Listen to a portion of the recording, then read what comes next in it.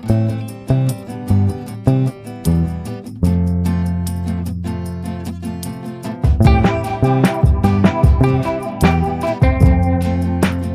everyone, my name is Dr. Yonit Arthur. I'm an audiologist and strength coach and I specialize in vestibular disorders. Welcome to my channel, The Steady Coach. Today we're going to be talking about whether your symptoms are a result of BPPV or if they're just a form of neural circuit dizziness. BPPV, or benign paroxysmal positional vertigo, is one of the most common causes of dizziness. Its mechanism is actually very well understood. Basically, your inner ear functions like a plumbing system. It has a series of tubes in it. When the fluid in the tubes moves, it sends a signal to your nerve and therefore to your brain that you're moving. This plumbing system is made of a few different kinds of tissues. In certain situations, small pieces of calcium can break off and start floating around in the fluid. When that happens, that ear, where the calcium is floating around, is getting a signal that you're moving, but you're not. The other ear is getting perfectly normal information. That confusion, where the brain's not really sure what's going on, is what causes that sensation of vertigo or dizziness. Since BPPV is so common, if you're having any form of dizziness, it should be one of the first things that is ruled out. Thankfully, BPPV is actually really easy to diagnose in most cases because it has some very specific characteristics. First of all, it doesn't last for long. When you change positions, it typically lasts for under 30 seconds and then goes away. In some cases, it may last 2 minutes or longer, but that's actually very rare, in fewer than 7% of cases. And that usually happens as the result of extreme movements or being hit in the head. Not always, but most of the time. The second thing that defines BPPV is that it only really occurs with positional changes. I'll add a little caveat to this in a moment. But the way BPPV works is when you move your head, that calcium moves, and that brings on the symptoms. Once the calcium settles down, the symptoms go away. And then when you move again, perhaps you're lying down and then you're sitting back up, the calcium moves again, it settles down, and again, within that 30-second period, usually the symptoms go away. A little bit of a caveat here. Remember, we're talking about pieces of calcium. So there is a potential that you have a big chunk of calcium that's causing most of your problems, but then you have some flakes of calcium that are also floating around, kind of like flakes in a snow globe. So some of these smaller flakes may take time to settle, and they can produce some residual symptoms. You might just feel a little bit off, especially when you're moving around. But when you're still, you should not have symptoms. And that is one of the defining characteristics of BPPV as well. The final characteristic of BPPV is that it gets better with the correct exercise. So these are called repositioning maneuvers because we're taking the calcium out of its bad spot in the plumbing and we're getting it back to where it belongs so it drains out. That's what the repositioning refers to. Most BPPV can be resolved with a single exercise, but there are some subtypes that require more than one exercise, and your vestibular therapist may have to play around with the one that really gets that calcium piece moving. Everyone's anatomy is a little bit different, and the size and position of that crystal or that calcium piece may affect how an exercise affects it. But ultimately, the exercises should produce a change in your symptoms. If they don't, we're probably not dealing with BPPV. So if you have spinning vertigo or dizziness that occurs with positional changes, that lasts for a limited period of time, and that seems to occur only when you change positions, that's a really good indication that this is what you have, and your vestibular therapist should complete a repositioning maneuver whether or not he or she sees eye movements. You may be familiar with these eye movements as nystagmus. Nystagmus is the result of that crystal moving around because, as we've learned in previous videos, there's a reflex that connects your ears and your eyes called the VOR. So when your ear's doing something, your eye's trying to respond to it, essentially. When your ear is giving bad information because there's a crystal lodged somewhere in the plumbing, your eye is twitching to try to accommodate that change. But I have seen some people who don't have those eye movements, and yet once I do the maneuver, they get better.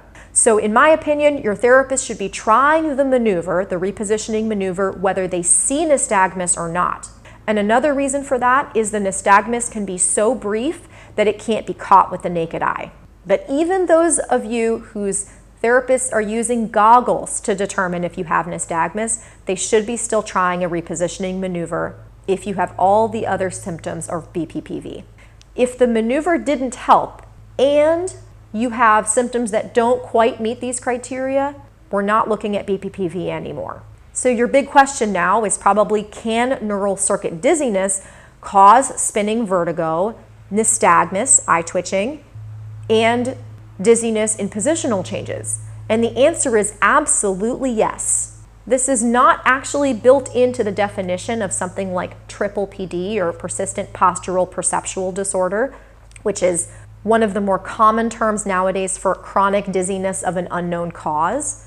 But I have seen people who have classic neural circuit dizziness, in other words, their symptoms are highly stress related and don't have a clear medical or biological cause, who have symptoms of actual vertigo and or vertigo with positional changes. Why? Because bad brain predictions are at the heart of neural circuit dizziness. As we've talked about in other videos, your brain is not just responding to the world around you, it is predicting the world around you. If your brain is in threat mode, so if your brain thinks that there's a great threat to your existence, it is more likely to make inaccurate predictions. And it can repeat those patterns of inaccurate predictions based on its past experiences. So, what I actually see commonly is people who have neural circuit dizziness that started with BPPV. They had a simple case of BPPV. A crystal was out of position, a little piece of calcium was lodged in the plumbing. That was removed via repositioning, but the people still feel terrible. That's because your brain had this experience and now it's making bad predictions about movement being a source of threat. When this happens, it can cause sensations of dizziness, and it can absolutely, in some cases, lead to some visible nystagmus, which is, again, those jerky eye movements that are usually associated with BPPV. Now, of course, not all nystagmus is from neural circuit dizziness. So it's important to rule out any other potential medical or biological causes of your dizziness. But can you have these symptoms and have neural circuit dizziness? The answer is yes. So in the process of trying to figure out what's going on, your physicians should be ruling out physical issues affecting the nerve or blood supply to your ear, swelling of your inner ear, and BPPV.